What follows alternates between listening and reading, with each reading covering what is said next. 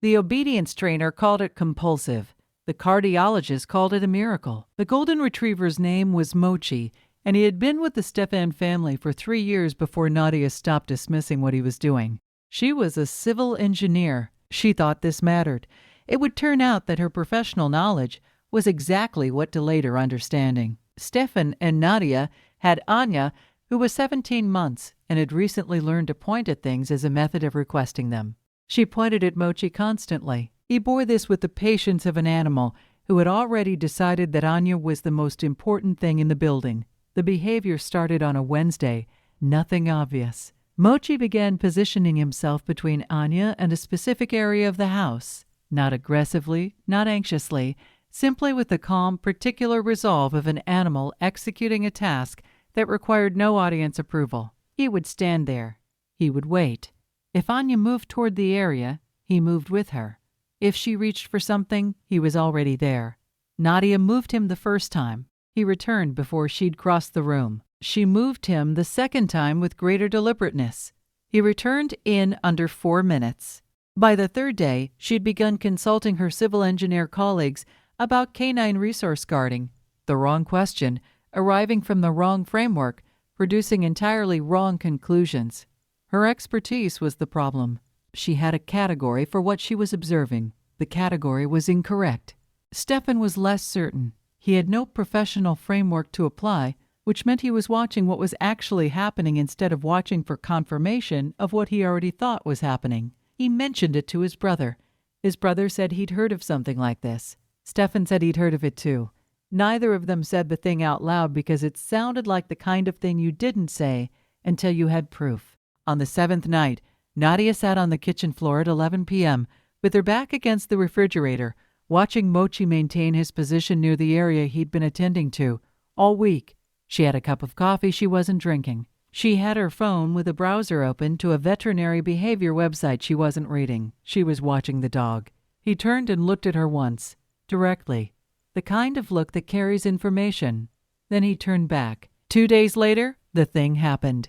The details are specific, which is why they matter. Mochi began a behavior he had never exhibited in 3 years. He moved from his position and pressed himself against Stefan's legs repeatedly, in the direction of the phone that was sitting on the counter. Stefan reached for it.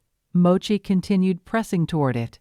Stefan called the number he needed to call. What the endocrinologist found was CGM monitor failure during blood sugar crash. The endocrinologist explained the science afterward. Dogs can detect isoprene and ketone compounds released during hypoglycemia. The window between detectable and symptomatic, in this specific case, was the window in which Mochi had been standing in exactly that spot, in exactly that position, for exactly that many days. Her blood sugar was 38. The CGM had failed.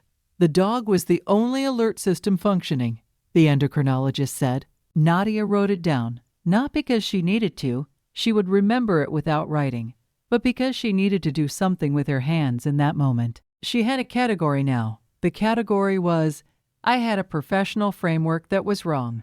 The dog had no professional framework and was right. This is not an abstract thing. The family went through the math together later.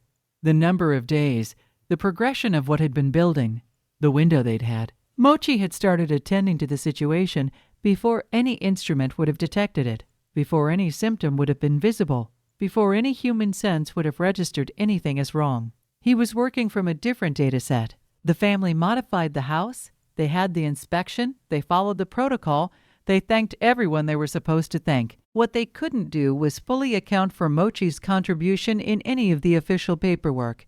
There wasn't a field for it. The endocrinologist put early detection in the report. Early detection is accurate. It is also incomplete. Nadia sits differently on the kitchen floor now, differently than she sat in the beginning of this story, lower, more settled, with Mochi beside her instead of across the room from her. She had 20 years of professional training. She had a dog who'd been paying attention to things she didn't have instruments to measure. She doesn't say she was wrong. She says she was working with incomplete data. Mochi has no opinion on the distinction. He is busy attending to Anya, who is 17 months and has recently learned that pointing at the dog works somewhat better than pointing at most other things.